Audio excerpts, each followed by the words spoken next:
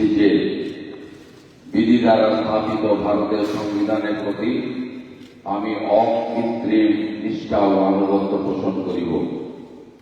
আমি ভারতের সার্বভৌমত্ব ও অখণ্ডতা রক্ষা করিব এবং যে কর্তব্যভার আমি গ্রহণ করিতে উদ্যত হইয়াছি তাহা নিষ্ঠাপূর্বক নির্বাহ করিব।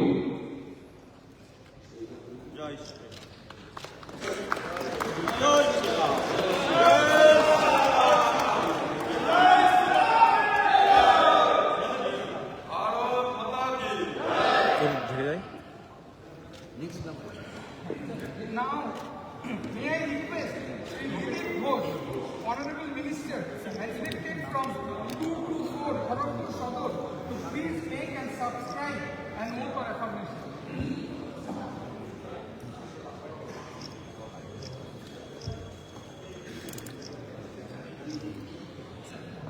আমি